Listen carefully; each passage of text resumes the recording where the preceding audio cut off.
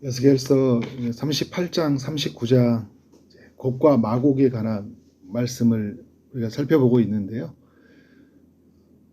어제도 이렇게 말씀을 나눴듯이 마곡이라는 땅이 정확히 어디인지는 잘 몰라요.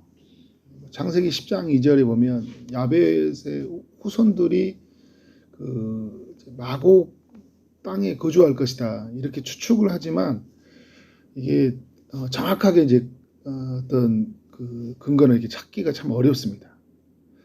마곡이라는 왕이 어떤 사람들인지도 정확하지는 않아요. 분명한 것은 뭐냐면 이들이 이제 하나님의 백성들을 대적하고 있다라는 거예요. 대적하는 큰 세력이다. 바벨론에서 포로로 돌아온 사람들을 대적하고 그리고 오늘 예수 믿고 살아가는 하나님의 백성들을 대적한다라고 볼 수 있는 거예요. 요한계시록 21장 8절의 말씀의 근거를 볼 때 우리가 이제 기억해야 될 것은 이들이 하나님의 사람들을 대적하지만 하나님께서 이들을 대적한다라는 거예요. 38장도 그렇고 39장도 하나님이 말씀을 통해서 주시는 건 뭐냐면 내가 너를 대적한다. 오늘 39장 1절도 그렇잖아요. 이같이 말씀하시되 로스와 메섹과 두발랑 고가 내가 너를 대적하여 이렇게 하나님이 이들을 대적한다라는 거예요. 하나님이 이제 이들을 대적한다는 것은 그 하나님 백성들을 건들지 못하도록 위협하는 수준이 아니에요. 또 하나님 백성들을 건들면 혼날 줄 알아. 이 정도가 아니에요. 그죠? 오늘 이제 말씀을 이렇게 쭉 보면 이들을 어떻게 완전히 멸망시키겠다라는 거예요. 38장 이제 17절 이후부터 이 멸망에 관한 소식이 이제 전해지고 있죠. 38장 그 19절에 보면 이제 어제도 잠깐 나눴지만 큰 지진이 일어나게 하는데 모든 산이 무너지고 절벽이 떨어지면 모든 성벽의 땅이 무너진다.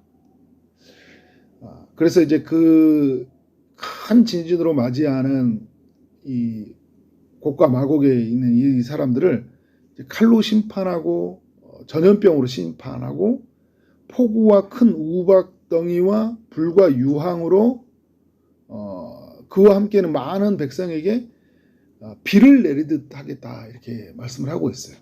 마치 이제 그 신약 시대로 돌아오면 그러니까 하나님이 아들이 재림하시기 전에 있었던 그 심판의 모습과 비슷하죠. 역사에 이런 일들이 어떻게 된 거예요? 계속적으로 반복 일어나죠. 뭐 칼과 기근, 뭐 전염병, 그죠? 그리고 여러분 이 불과 유황이라는 이 심판으로 이렇게 다가와요. 그러니까 우리가 이제 꼭 기억해야 되는 건 뭐냐면 하나님을 대적하는 세력은 어떻게 사람들은 이러한 멸망을 맞이하게 된다라는 거죠.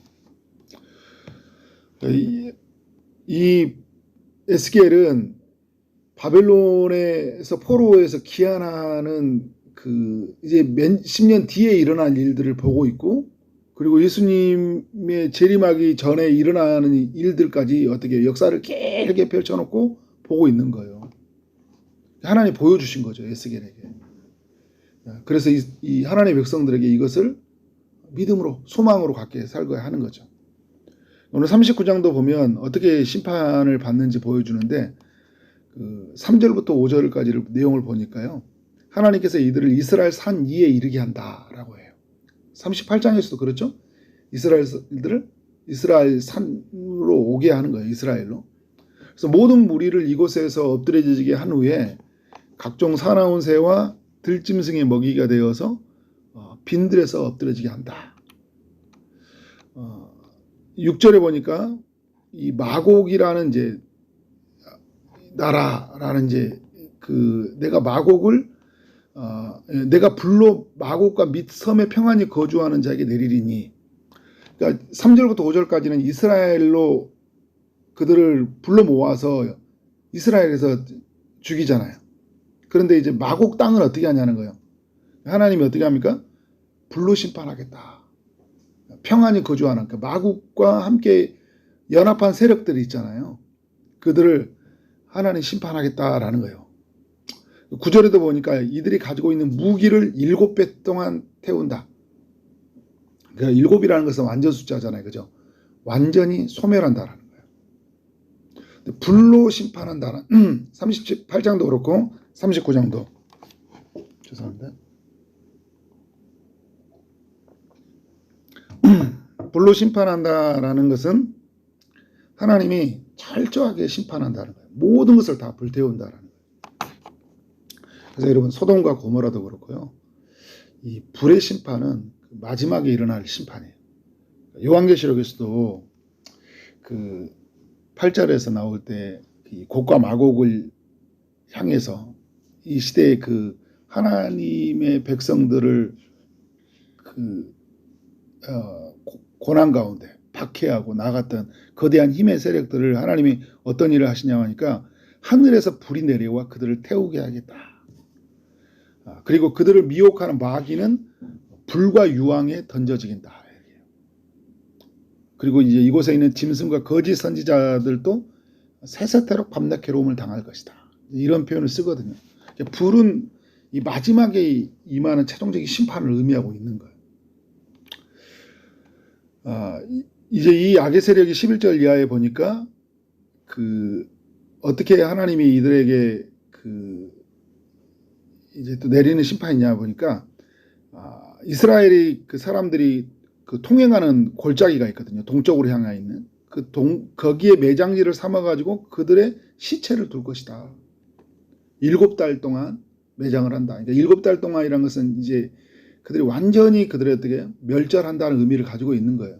그러면서 어떻게 그들이 악의 세력을 멸절하면서 하나님이 하시는 일이 뭐예요? 깨끗하게 정화시키는 일이죠. 7달, 7년 이런 표현을 쓰고 있어요. 이들이 얼마나큼 큰 수치를 당하게 하냐면 죽었잖아요. 죽었는데 어떻게 합니까? 각종 새와 들짐승의 먹이가 되게 하겠다는 거예요. 그래서 그 새들로 하여금 짐승들로 하여금 살을 먹으며 피를 마시게 하겠다. 우리 요한계시록 보면 여러분 둘째 사막이라는 표현을 쓰잖아요. 인간이 한번 죽는데 또 죽거든요. 오늘 보면 하나님을 대적하는 사람들이 죽어요. 죽음 이후에 어때요? 세속토록 죽음의 고통을 겪습니다. 그런 걸 여러분 에스겔서하고 요한계시록 많이 연관이 많이 되어 있죠. 그런 면에서 우리가 여러분 이 시대에 이게 하나님의 사람들을 박해하는 것들을 바라볼 때 우리가 두려워할 대상도 아니고요. 부러워할 대상도 절대 아니에요. 두려워할 대상은 아니란 게 뭐예요? 하나님이 그들을 대적한다고 하잖아요.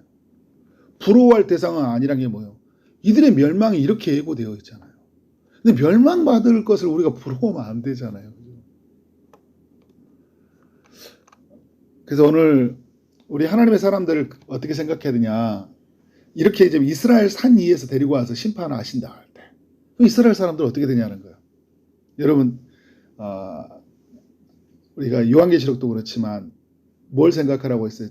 제가 여러분에게 나눌 때 출애굽할 때 심판할 때 애굽 땅에 내려진 10가지 심판이 있었잖아요.